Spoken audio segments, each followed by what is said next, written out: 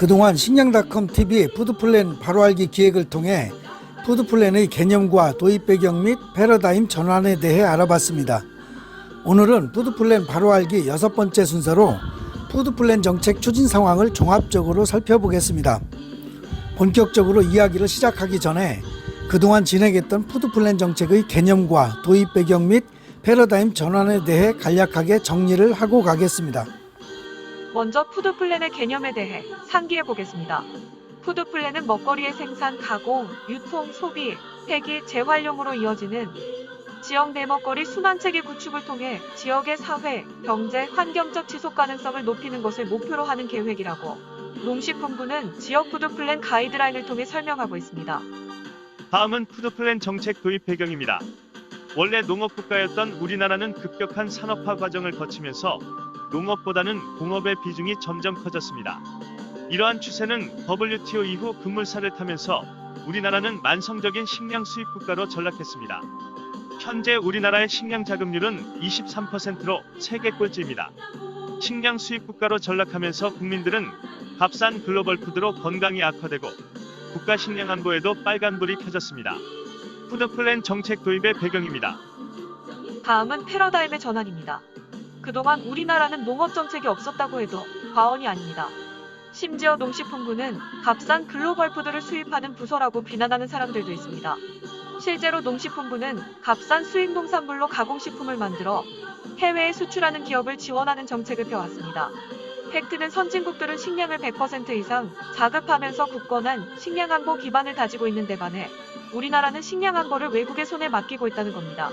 결론은 지금까지의 농업 정책을 계속해서 추진해 나갈 경우 우리나라의 식량 자급률은 점점 더 하락할 것이라는 겁니다. 패러다임의 전환이 푸드플랜 정책의 핵심인 이유입니다. 패러다임 전환의 첫 번째 내용은 정책 결정 구조를 행정 중심에서 민관 거버넌스로 바꾸는 것입니다. 손바닥도 마주쳐야 소리가 나는 것처럼 우리나라가 식량 수입국으로 전락하기까지 행정당국의 도움이 없이는 불가능합니다. 단순한 도움이 아니라 식량 안보를 외치는 국민들을 최루탄으로 진압하면서 농업을 포기하고 수출 주도형 경제 정책을 펴왔습니다. 값싼 글로벌 푸드로 국민들의 건강이 갈수록 악화되고 농민들의 파산이 늘어나면서 국가의 식량 안보 기반이 뿌리채 뽑혀 나가고 있는 중심에는 이러한 관료 집단이 공룡처럼 자리 잡고 있습니다. 행정 중심에서 민관 거버넌스로 패러다임을 전환해야 하는 이유입니다. 그동안의 농업 정책은 쭉쭉방방한 농식품을 생산해서 판매하는 데 중점을 뒀습니다. 농민들은 정부 정책에 맞춰 세계 최고의 기술을 자랑하며 쭉쭉방방한 농산물을 생산해냈습니다. 그러나 이러한 정부 정책은 광활한 농지와 GMO 기술을 기반으로 대량 생산되는 값싼 글로벌 푸드를 이길 수 없다는 게 명명백백하게 드러났습니다. 푸드플랜 정책을 도입하게 된 또 다른 이유입니다. 가족농 중심의 적은 영농 규모에도 불구하고 계획적인 내수시장 확대를 통해 국민 건강과 자립적인 식량 안보 기반을 다지자는 게 푸드플랜 정책입니다. 즉 생산자, 소비자, 정부가 함께 관계 시장을 형성한 뒤 이를 기반으로 생산 시스템을 구축하면 열악한 영농 구조에도 불구하고 국가 식량 안보를 지켜낼 수 있기 때문입니다.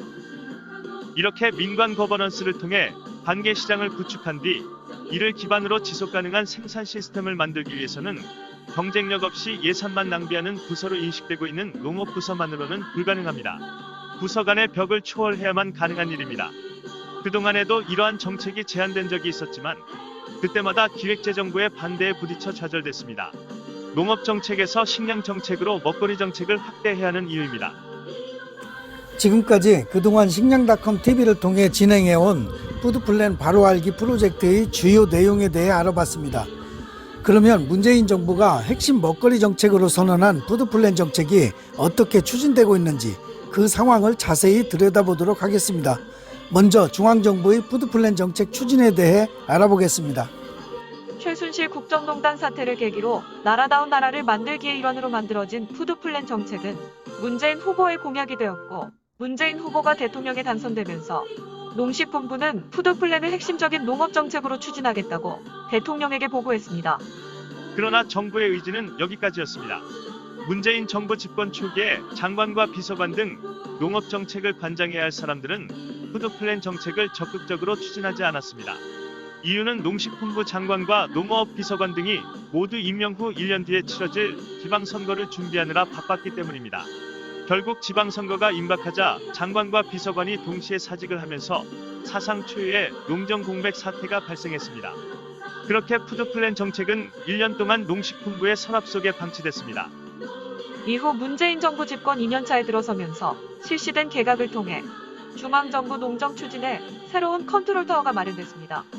새로운 장관과 비서관은 푸드플랜 정책을 반대하는 대통령을 둘러싸고 있는 청와대 참모진의 보수적인 기류를 뚫고 푸드플랜 정책을 추진해 나갔습니다. 17개 공공기관이 이주해 있는 전남 나주시에서 로컬푸드 공공급식 시범 사업이 이루어지고 경기도 포천시와 강원도 화천군에서는 로컬푸드 군대급식 시범 사업이 실시됐습니다. 그러나 이러한 강력한 푸드플랜 정책의 추진은 1년밖에 진행되지 못했습니다. 1년 만에 또다시 장관과 비서관이 교체됐기 때문입니다. 푸드플랜 정책은 다시 농식품부 서랍 속에서 잠자는 신세가 됐습니다. 그러면 문재인 정부 3기 농식품부 장관과 농어비서관은 푸드플랜 정책을 어떻게 추진하고 있을까요?